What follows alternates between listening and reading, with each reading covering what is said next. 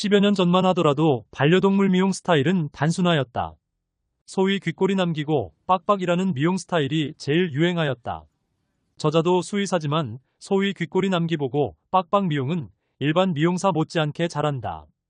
피부병이 있는 반려견을 치료하기 위해 그 당시엔 이런 스타일의 미용은 필수였다. 그리고 이런 스타일은 다시 미용하기까지 상당한 시간 미용을 안 해도 되고 모질을 관리하기도 편리하다. 단점이라면 털이 없어서 보기가 좀 그럴 뿐이다. 미용 스타일도 목욕, 부분 미용, 전체 미용 딱 3가지만 있었다. 그러나 요즘은 트렌드가 많이 바뀌고 있다. 견종마다 여러 스타일이 개발되고 각종 미용 대회를 통해 새로운 헤어스타일이 탄생된다. 그리고 털 관리를 전문으로 하는 미용실이 많이 생기다 보니 보호자들은 어렵지 않게 미용을 원하는 스타일대로 할 수가 있고 모질 관리도 편리하게 할 수 있다. 미용사들도 미용 스타일을 공부하거나 연습하지 않으면 시대에 뒤처지게 된다. 다행히 미용학원들도 많이 생겨나고 각종 책이나 온오프라인 강의로 인하여 미용사들의 수준도 많이 높아졌다. 그리고 덩달아 보호자들의 눈높이도 많이 높아진 것이 사실이다. 반려동물 미용실을 컨설팅할 때 가장 많이 물어보는 질문은 미용 실력이 없는데 가능할까요? 그리고 수익 구조가 어떻게 되나요? 이다. 미용 실력이 없으면 실력 있는 미용사를 고용하여 배우면서 할 수도 있다. 그러나 원칙은 본인이 미용 실력을 어느 정도 갖추어 놓고 미용실을 오픈하는 것을 추천한다. 왜냐하면 나중에 미용실 원장임에도 미용 실력이 초보이면 난감하다.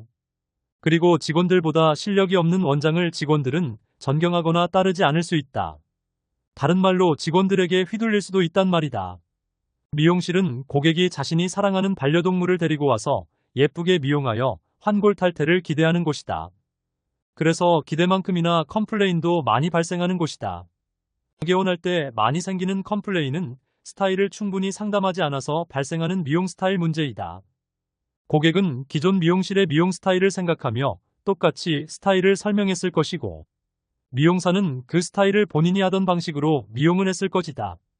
그래서 그것이 서로 차이가 생기면 컴플레인이 발생한다. 미용사마다 스타일의 차이가 있으니 처음 경우일 때는 자세한 상담과 기존 미용, 동물의 사진을 통한 상세한 상담이 필요하다. 물론 2번, 3번째부터는 기존 스타일을 알기 때문에 큰 문제가 없다. 그래서 첫 미용 때는 긴장해야 한다. 그 다음으로 일반적으로 미용실에서 많이 생기는 컴플레인을 소개한다. 첫째는 미용 후 털 밑에 감추어진 피부병 때문에 털을 밀 때 더욱 자극이 되어서 무척 가려워한다. 털이 있을 때는 발로 긁어도 상처가 나지 않지만 털이 밀어서 없고 더군다나 발톱도 깎아서 날카로운데 맨살을 긁으면 상처가 난다. 그것도 밤새도록 긁어서 다음날 염증으로 진행되어 큰일이 날 수 있다. 이럴 경우 미리 고객에게 병원 치료를 받도록 권고하는 것이 좋다. 둘째는 미용하다가 반려동물의 특성상 갑작스런 움직임으로 인해 상처가 생기는 경우이다. 이럴 경우 고객에게 반드시 사실을 알리고 사과해야 한다. 그리고 비상용 연고를 도포하고 문제가 되면 병원 치료를 반드시 권고한다. 대부분의 경우 이렇게 해결되지만 일부 고객은 추가 보상을 협의해야 할 경우도 있다. 이 경우 몇 시간 공들여 미용한 비용을 받지 못할 수도 있다.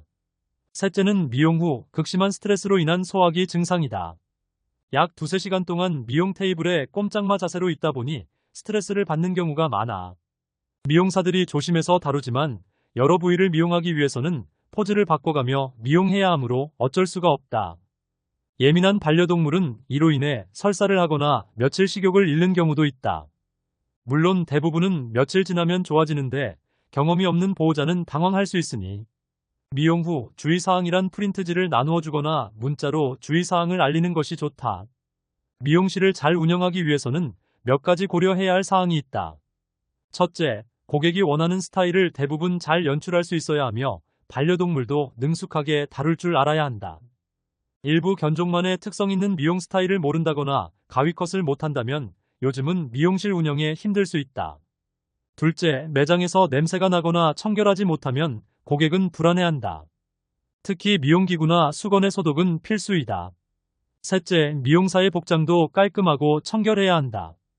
미용사 옷이 더럽거나 분비물이나 대소변이 묻어있으면 안 된다. 다음은 미용실의 수익 구조이다.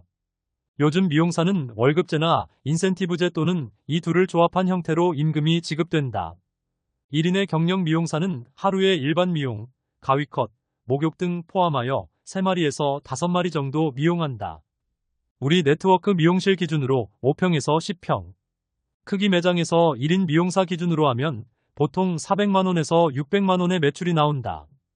보통 300만원대의 순수익을 목표로 하고 미용실을 개원한다. 상권이 좋고 단골이 많이 생기면 순수익을 500만원 이상 가져가는 경우도 종종 있다.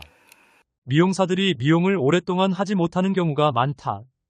미용사들의 고질병인 손목 어깨관절염과 통증 때문에 상당수 미용사들이 오랫동안 하지 못하는 현실은 안타깝다. 미용 후 스트레칭을 꼭 하고 찜질을 하는 것도 좋다. 쉬는 날은 휴식 시간을 갖고 체력적으로 보충하고 지치지 말아야 한다. 마지막으로 고객 서비스는 두말하면 잔소리다. 반려견의 미용 전후의 사진을 전송하고 고객과 SNS로 소통하는 것은 요즘 선택이 아니라 필수가 되어가고 있다.